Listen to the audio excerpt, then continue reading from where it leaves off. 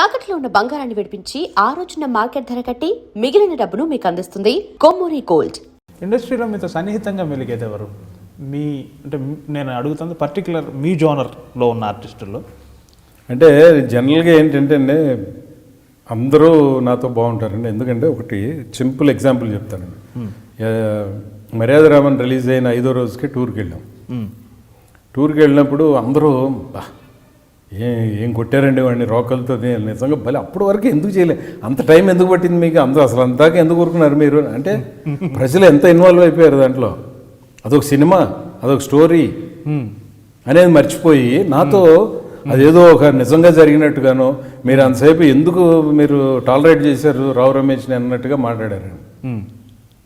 సరే అన్నీ అయిన తర్వాత పక్కకు వచ్చి ఫోన్ చేశాను రావు రమేష్ గారికి, ఏమండి మీ వల్ల నేను ఎలివేట్ అయ్యాను, థ్యాంక్ యూ అండి అని. అదేంటండి మీరు నాకు థ్యాంక్స్ ఇవ్వడం అంటే ప్రజల్ని మీ మీద ఎంత ఏహేభావం కలిగించారో మీ నటన వలన, వాళ్ళు నాకు ఒక మనిషిని చంపుతా అంటే నాకు సింపతి, నాకు సపోర్ట్ ఏంటి, ఏ మనిషిని చంపేశాడని నన్ను ఖండించాలి కదా. ఓకే, అట్లాంటిది మిమ్మల్ని చంపటం వాళ్ళు హ్యాపీగా ఫీల్ అవడం ఏంటి, మీ క్యారెక్టర్ని చంపితే వాళ్ళు హ్యాపీగా ఫీల్ అవడం ఏంటి, అంటే మీరు ఎంత ఏ లెవెల్కి పబ్లిక్ని ఇరిటేట్ చేశారు. ఓకే, దానివల్ల నేను ఎలివేట్ అయ్యాను. ఓకే, అదేవిధంగా గబ్బర్ సింగ్లో పవన్ కళ్యాణ్ గారు హాస్పిటల్ సీన్లో మిషన్ చూసి నువ్వే కదా నాయుడు గారికి ఉండేవి, ఆయన నాతో మాట్లాడ్డావు అని చెప్పి టక్క టక్క టక్క డైలాగులు చెప్పి చేసిన పర్ఫార్మెన్స్, చెయ్యి పట్టుకుని ఆయన ముద్దు పెట్టుకుంటే బాడీలో వచ్చిందంటే తట్టుకోలేకపోయాను నేను. సో తట్టుకోలేక చేసేపటికి తర్వాత ఆయన షార్ట్లు అయిపోయిన 20 నిమిషాలకి వెళ్ళిపోయిన ఆయన తిరిగి వచ్చి ఏదో చెప్పి వెళ్ళారండి. మళ్ళీ తర్వాత 2 days తర్వాత సుహాసిని గారి క్యారెక్టర్ ఫ్యూనరల్ తీస్తున్నప్పుడు వెళ్ళాను ఆయన దగ్గరికి. ఏమండి నటన అనేది నిజ జీవితంలో, అంటే నటనలో కూడా నిజ జీవితంలో ఉండే ఫీలింగ్స్ వస్తాయని ఫస్ట్ టైం నాకు అనుభూతి కలిగిందండి. మీరు చేసిన పర్ఫార్మెన్స్కి అసలు నాకు ఆటోమేటిక్గా వచ్చేసింది. మీరు తర్వాత ఏదో వచ్చి చెప్తే నేను అది గమనించలేదండి, నేను ట్రాన్స్లోకి వెళ్ళిపోయాను ఆ ఫీలింగ్లోకి. అంటే లేదండి అదే మీరు చాలా బాగా చేశారని చెప్పడానికి వచ్చాను అన్నాడు ఆయన. అక్కడ ఎవరు పవన్ కళ్యాణ్ గారి పర్ఫార్మెన్స్ వలన నేను ఎలివేట్ అయ్యానండి, నేను సక్సెస్ అయ్యాను. ఆయన సక్సెస్ అవుతూ నన్ను కూడా లేపాడు బ్రహ్మాండ. సో అట్లా మనం నటులు ఎదుటి వాళ్ళు చేసిన దానివల్ల మనకు లబ్ధి కలిగినప్పుడు, దాన్ని అప్రిషియేట్ చేసినప్పుడు ఇంకా మనతో అందరూ బాగుంటారు కదండి. Very good, very good. ఎప్పుడు ఇద్దరు నటుల్లో పక్క నటుడు సరిగా చేయకపోతేనండి మనం కనెక్ట్ అవ్వలేము, నటన ఉండదు అక్కడ. ఆర్టిఫిషియల్గా ఏదో చేసుకుని వెళ్ళిపోతూ ఉంటాం, ఇరిటేషన్ వస్తుందని. కొంతమంది ఇరిటేట్ అవ్వరు, ఎందుకండి మీరు చెప్పింది చేసి వెళ్ళిపోండి అంటారు నన్ను. బట్ నాకేంటంటే ఇరిటేషన్ వచ్చేస్తుంది, కనెక్ట్ అవ్వట్లేదు. చూపు మ్యాచ్ అవ్వాలి కదా, లుక్ రావాలి నా కళ్ళలో, మనది ఇది అది కనెక్ట్ అవ్వలేకపోతాను అనమాట. అట్లాంటి సందర్భాల్లో ఏంటంటే మీరు చేయాల్సినప్పుడు మీరు చేసి వెళ్ళిపోండి అని చెప్తారు పక్కనుండే నటినట్లు. ఓకే, దర్శకుల్లో అందరితోనూ చేశారు మీరు, మీ మనసుకు బాగా దగ్గరైన దర్శకుడు ఎవరు? మేబీ ఇది ఇబ్బంది పెట్టే ప్రశ్న కదా. ఇబ్బంది ఏం లేదండి, ఇదే చెప్పానండి నేను. ఒక్కళ్ళతో అనుకుంటే మనం అక్కడితో ఏంటండి, ప్రతి డైరెక్టర్ దగ్గర ఒక ప్రతిభ ఏదో ఉంటుందండి. సో అందరినీ మనం ఎంజాయ్ చేయాలి, కానీ ఒక్కరికే కనెక్ట్ అవ్వటం అనేది ఇంపాసిబుల్ అండి. నా జీవితంలో జరగదండి అసలు. ఓకే, ఒకే వ్యక్తిని ఫాలో అవ్వటం, ఒకే వ్యక్తిని అప్రిషియేట్ చేయడం అనేది నా జీవితంలో ఉండదండి. ఎందుకంటే నేను నేర్చుకోవాల్సింది ఎదుటి వాళ్ళ నుంచి. ఎదుటి వాళ్ళు ఎంతోమంది ఉన్నారు సమాజంలో. సో ఒక్కరికే కనెక్ట్ అయితే ఎట్లా, నేను ఆ గొప్పతనాన్ని స్వీకరించాలి, నేను నాలో అది డెవలప్ చేసుకోవాలి, నాలో లేకపోతే. ఓకే, సో నేను నవ్వుతూ మాట్లాడటం ఎలా వచ్చిందో తెలుసండి నాకు. మా ఆవిడ అంది, ఏమంటే మీరు ఎప్పుడైనా మాట్లాడేటప్పుడు అద్దంలో చూసుకుంటారా, మీరు చూసుకోండి ఒకసారి, అసలు కొంచెం నవ్వరా, నవ్వు ఉండదా చెప్పినప్పుడు నిజంగానే నేను అద్దం ముందు నిలబడి మాట్లాడేది చూస్తే ఒక వెధవా, నువ్వు అసలు మనిషివేరా, పశువులాగా ఉండవు నువ్వు అనుకుని అప్పటి నుంచి ఏం మాట్లాడినా నవ్వుతూ మాట్లాడతాను. బాగుంది. కోపం వచ్చినప్పుడు కొప్పడి ఏది చేసినా కూడా మళ్ళీ తర్వాత అమ్మ మద్రాసు అమ్మ అనేవారు, ఎల్వి ప్రసాద్, శ్రీమతి ఎల్వి ప్రసాద్ గారిని. అమ్మ గుర్తుకొచ్చేస్తుంది. ఓకే, మనం వివరణ ఇచ్చేసి తొందరగా నవ్విచ్చేసి వాళ్ళని లైన్లోకి తీసుకొచ్చి అర్థమయ్యేటట్టు చెప్పాలని.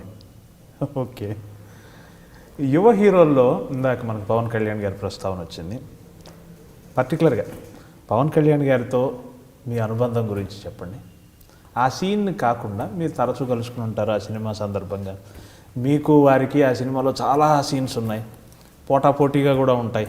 ఆయనకు మారు తండ్రి పాత్ర కదా మీరు, సుహాసిని గారి భర్త.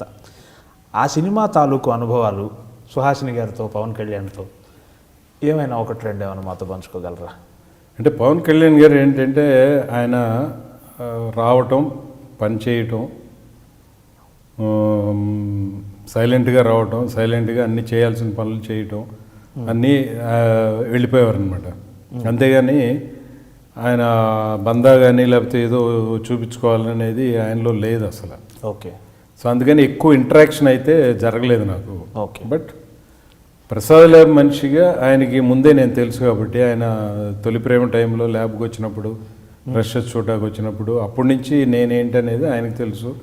ఆయన నటుగా కాకుండా చిరంజీవి గారి బ్రదర్గా అంతకుముందు ఇవన్నీ తెలుసు కాబట్టి, సో మాకు ఆ అనుబంధాలు ఉండటం లేకపోవడం అనేది ఎక్కడా లేదండి. ఎందుకంటే ఆల్రెడీ నోన్ పర్సన్స్. ఓకే. ప్రపంచ సినిమా మొత్తం మీద ఇంగ్లీష్ కానివ్వండి, హిందీ కానివ్వండి, తమిళ, తెలుగులో ఒకే ఒక్క నటుడు అభిమాన నటుడు అని చెప్పాల్సి వస్తే మనస్ఫూర్తిగా ఎవరి పేరు చెప్తారు? నేను చిన్నప్పటి నుంచి ఎన్టీ రామారావు గారు. ఓ. సో మా అన్నయ్య, నేను, ఆయన ఏమో నాగేశ్వరరావు గారి ఫ్యాను. సో నేను ఎన్టీ రామారావు ఫ్యాన్ని.